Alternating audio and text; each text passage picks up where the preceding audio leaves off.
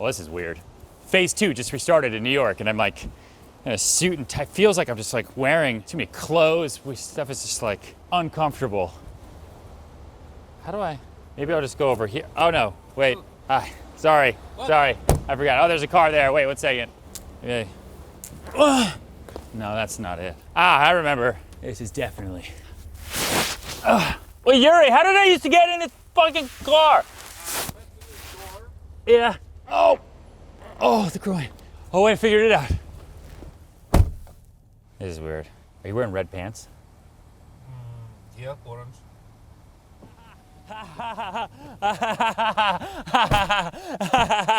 We're back! Welcome to a new vlog!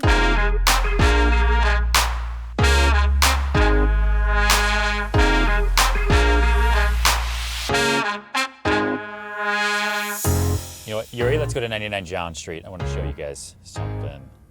So, we're in appointments back to back today. The city is open back up. For all of you that have been quarantined this entire time and you work in real estate, you work in sales, and your business was deemed essential and you've been selling this entire time, I love you. Make sure you smash the like button right now. It's really important. There's a whole algorithm, everything. YouTube, they call me and they're like, bro, you're not saying smash the like button. It's a whole thing. Smash the like button, subscribe, send it around. Back to regular programming. I've been thinking a lot over the last couple weeks because of all of our course members and everybody coming to me and people who are pre-ordering Big Money Energy and all that. They keep talking to me about self-doubt, you know, and people have imposter syndrome, or they're getting new jobs because of everything that's gone on. And like, yeah, but I'm not really prepared. And I just started thinking about, like, you know what? I felt the same exact way when I started my career. I had no self-confidence. I was riddled with self-doubt.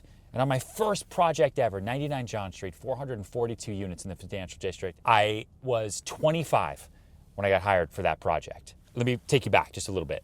Big building, big developer, 442 units, amazing. Real estate is on fire, okay? This is 2005, 2006, 2007, early 2008. New York City, you wanna buy a condo, you gotta wait in line. September 15th, 2008. The two most important things in world history happened that day. Lehman Brothers filed for bankruptcy. That's number one. Ryan Serhant got into real estate. That's number two. All of a sudden, sales completely stopped. And every developer, including the developers on John Street, say, what the shit? There's me. And they say, hey, we've got this project in the financial district. We're wondering if you want to come and talk about taking on sales. And I'm like, of a whole building? That sounds terrible. And so I didn't want to do it. My boss convinces me to do it. So I come in, no salaries, no nothing. I had a meeting with them and I said, you know what? I can sell this thing out. I can do anything here. I'm gonna tattoo the address of the building into my chest. Ooh, who is this kid that we just brought in? But they understood my commitment and my hustle to the game in that moment, and they hired me. Bloomberg wrote an article about me. They took a photo of me in the common courtyard at 99 John where I'm like this. Show that photo. Yeah. But I was riddled with self-doubt. And what I realized at that time was I have this major opportunity in front of me. Even if I didn't want it at the beginning, I know what it could do because it's gonna help put me on the map. And I realized the way that I can overcome self-doubt is by taking initiative. And I have 3 steps for you on how to overcome self-doubt. But before I get to them, we just got to 99 John. Let's go.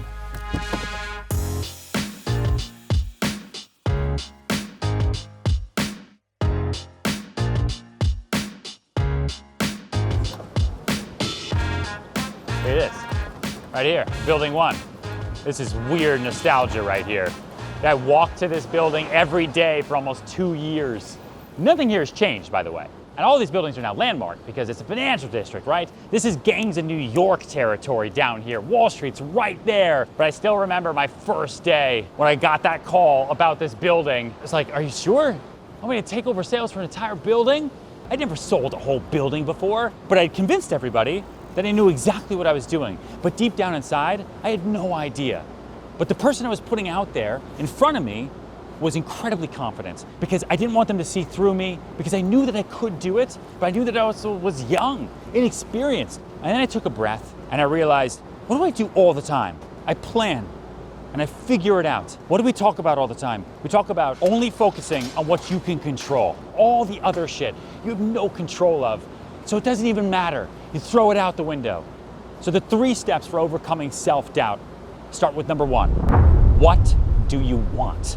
what's your goal? If you figure out what your goal is, then you'll figure out what your real fears are, and then you can figure out how to overcome them. Because it can be so easy to be so overwhelmed and just riddled with insecurities. Here, I was deathly afraid. I think I actually threw up my first day when I was on the job because I knew all the other brokers in New York City would know that I'm just a kid. They're all gonna see right through me. They're gonna say, what's your portfolio? Who are you? Why are you here? Why are you running this whole building? Who did you fool? And I don't want that to be what seeps through my pores. I want people to shake my hand. I want them to look me in the eye, and I want them to know, you belong here.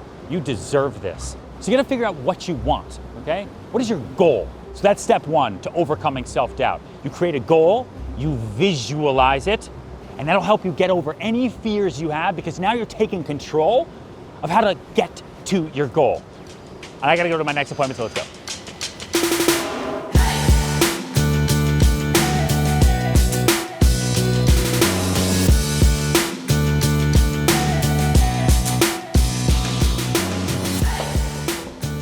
Just checking out the Penthouse. This is 146 Church. This is the Rogue. This is one of our many projects now, and I love this one. I've worked on it for 5 years to get it finished. So much work goes into it, but I love it, right? This building is now my baby, and now I'm standing in the penthouse that we actually just sold. It's all part of the plan, because step one, like I said, is setting a goal. But to make that goal happen, you have to then make a plan. Figure out what your routines are, figure out what you can control. But you figure out your plan to get to your goal, and you do it by creating a system. Your systems will drive you to your outcomes. And the outcome is the goal that you wanted. That level of control that you're gonna set up for yourself every single day is the initiative that you need to take to overcome self-doubt. And that's exactly what I did. And I did it a couple ways. One, I just structure my day. I'm not gonna go into everything because we talk about it in the course. I talk about it to you guys all the time. And if you've read Sell Like Serhant, the greatest sales book in the history of fucking mankind, buy it now. You don't have to, we've sold so many copies, but go buy it anyway. Finder, keeper, doer. I structured my day in 3s because I'm an entrepreneur. I don't have a boss. No one tells me what to do every day. And I needed to be able to wake up and say, what am I doing today? How am I gonna go make money? How am I gonna make a living? How am I gonna build a career? Finder, keeper, doer. Structure all of a sudden to a life that has zero structure. Follow up, follow through, follow back. How am I gonna deal with all these people so I can control the outcomes as best I possibly can? So I set up all these routines, and that's what you need for whatever you're doing, whether you're in school, whether you're a parent, whether you're in a sales job like me, whether you work at a desk, whether you work from home now. How are you gonna structure your day with the right routines, with the right habits, so that every day you know you're gonna follow your calendar, and at the end of the day, you're that much closer to your goal. That is step 2, make a plan.